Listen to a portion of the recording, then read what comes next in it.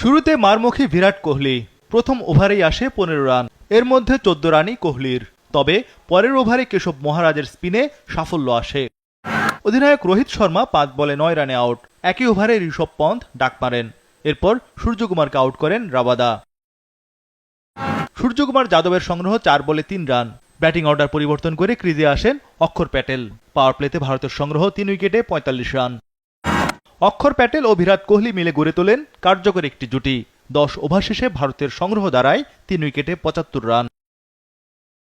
কোহলির চেয়েও আগ্রাসী অক্ষর। রানের চাকা সচল ভারতের। কোহলি অক্ষর মিলে গড়েন 72 রানের জুটি।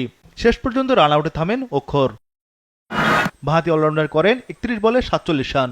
15 ওভার শেষে ভারতের সংগ্রহ 4 উইকেটে 118 রান। কোহলি 50-র দ্বার প্রান্তে। ক্রিজে এসে মারমুখী দুবে। কোহলি দুবে জুটিও চাপে রাখে প্রোটিয়াদের। 48 বলে 50 তোলেন বিরাট। এবার আসলে এটাই একমাত্র 50 কোহলির। বিরাট কোহলি 59 বলে 76 রানের ইনিংস খেলেন। শিবম দুবে 16 বলে আউট 27 রানে। 20 ওভারে ভারত তোলে 7 উইকেটে 176 রান।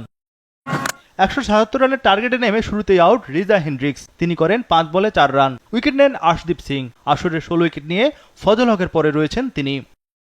টিকতে পারেননি মার্করাম। প্রোটিয়া অধিনায়ক করেন 5 বলে 4 রান। পাওয়ার প্লে 6 ওভারে প্রোটিয়াদের সংগ্রহ 2 উইকেটে 42 রান। চাপে পড়ে দক্ষিণ আফ্রিকা। আফ্রিকানরা লড়াইয়ে ফেরে কুইন্টন ডিককের ব্যাটিংয়ে। তার সঙ্গে ভালোই সঙ্গ দিচ্ছিলেন ট্রিস্টান স্টাবস। এই জুটি 38 বলে তোলে 58 রান।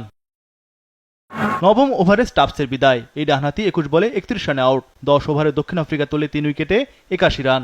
অর্থাৎ বাকি 60 বলে দরকার 96 রান।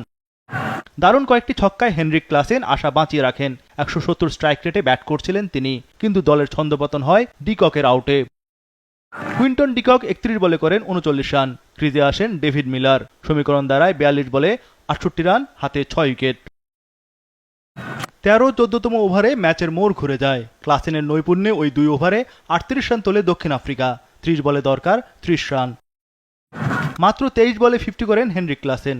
24 বলে দরকার 26 রান। এই অবস্থায় আউট হয়ে ফেরেন ক্লাসেন। জমে ওঠে ম্যাচ। হেনরিক ক্লাসেন 27 বলে করেন 52 রান। ক্রিজে আসেন মার্কো ইয়ানসেন।